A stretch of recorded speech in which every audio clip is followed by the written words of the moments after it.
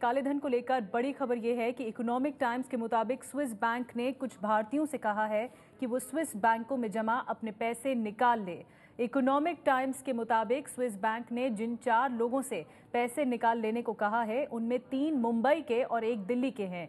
इसमें देखिए आप, स्विस बैंक ने पैसे निकालने को कहा है मुंबई के 3 और दिल्ली के 1 व्यक्ति से स्विट्जरलैंड के उनके अकाउंट से पैसे निकालने को कहा है। बाकायदा उनको फ़ोन आया है, इन लोगों को बैंकों से फ़ोन आया और 31 दिसंबर तक अपने पैसे वापस निकालने को कहा गया है, ये जानकारी दी गई है। एक व्यक्ति से बैंक ने कहा है कि वो 30 अक्टूबर तक अपने पैसे निकाल ले और वहीं दूसरे व्यक्ति से इस बात के सबूत मांगे गए हैं कि उन्होंने वहां जमा पैसों पर टैक्स चुकाया है।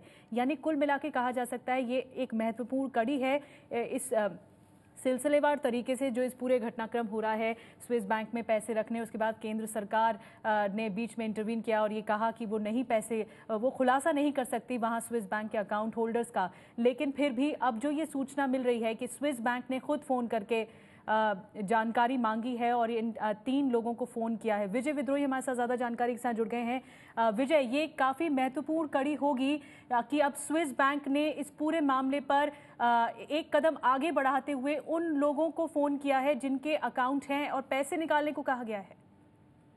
हाँ, ये अपने आप में एक महत्वपूर्ण खबर है अगर ये खबर में सच्चाई है, और इंटरेस्टिंग होगा जानना कि इनमें से कितने कौन व्यापारी हैं या नेता हैं। अगर नेता भी हैं तो क्या, जैसा अरुण जेटली कह रहे थे कि कांग्रेस से शर्मिंदा होना पड़ सकता है, क्या कांग्रेस से उनका संबंध है। और सबसे बड़ी बात है कि आखिर स्विस बैंक अचानक इतना चौकन्ना, इतना जागरूक कैसे हो गया है। आमतौर पर जब स्विस बैंक में पैसा जमा कराया जाता है तो तमाम कानूनी कार्रवाइयां और तमाम कागजी कार्रवाइयां पूरी करवाई जाती हैं। और अगर ये खबर में बताया जा रहा है कि पैसे का स्रोत क्या है, इस तरह की जानकारी मांगी गई है, तो लगता है कि स्विस अपनी तरफ से भी आश्वस्त होना चाहता है कि अगर मान लीजिए, अगर मैं बार-बार इस्तेमाल कर रहा हूं, अगर मान लीजिए ये पैसा संदिग्ध है या बिना टैक्स चुकाए कमाया गया है और स्विस बैंकों में रखा गया है, तो स्विस बैंक अपनी तरफ से आश्वस्त होना चाहता है कि वो सारी कागजी कार्रवाइयां अपनी तरफ से पूरी करने के बाद ही अपने यहाँ पैसा जमा करवाता है।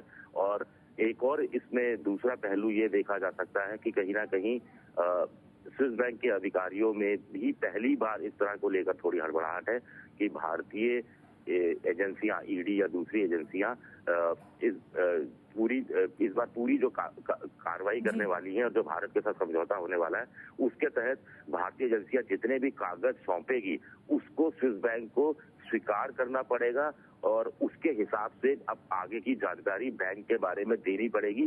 पहले लेकिन वो इस तरह की जानकारी देने के लिए बाध्य नहीं हुआ करता था। जी, बहुत बहुत धन्यवाद विजय, आपका काफ़ी महत्वपूर्ण बात विजय जैसे कि बता रहे थे कि अगर ऐसा स्रोत पता लगता है या सोर्स के हवाले से पता लगता है तो ये जानकारी मिल सकेगी कि आखिर काला धन कितना है और किस किस के अकाउंट स्विस बैंक में हैं। नाम का खुलासा हो पाएगा, सबसे अहम है। और सरकार भी ये पूरी कोशिश कर रही है क्योंकि अगले हफ्ते सरकार को एफिडेविट दाखिल करना है 136 नामों के साथ। काले धन को लेकर एक और अहम खबर ये भी है कि इंडियन एक्सप्रेस के मुताबिक काले धन की जांच के लिए पहले दौर में सरकार 50 लोगों के नाम स्विट्जरलैंड सरकार को भेजने जा रही है। काले धन की जांच के लिए आयकर विभाग की टीम कुछ दिनों पहले स्विट्जरलैंड गई थी, ऐसी जानकारी मिल रही है। पहले दौर में, पहले फेज में 50 भारतीयों के नाम जांच के लिए स्विस सरकार को भेजे जाएंगे। उसके आधार पर जांच पड़ताल की जाएगी। स्विस सरकार से पूछा जाएगा कि इनके खाते वहां के बैंकों में हैं या नहीं हैं। ये ऐसे अकाउंट है जिनके बारे में जानकारी हासिल की जाएगी स्विट्जरलैंड की सरकार से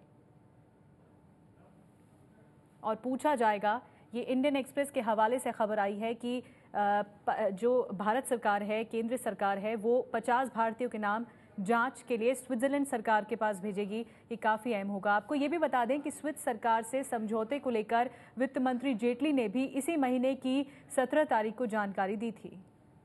स्विस फेडरल टैक्स एडमिनिस्ट्रेशन जो है, जब हम उनको कोई डॉक्यूमेंट्स भेजते हैं जो हमारे को इंटेलिजेंस या किसी सूत्र के माध्यम से मिलते हैं, उसकी जेन्युइननेस को वो कंफर्म करने को तैयार हैं।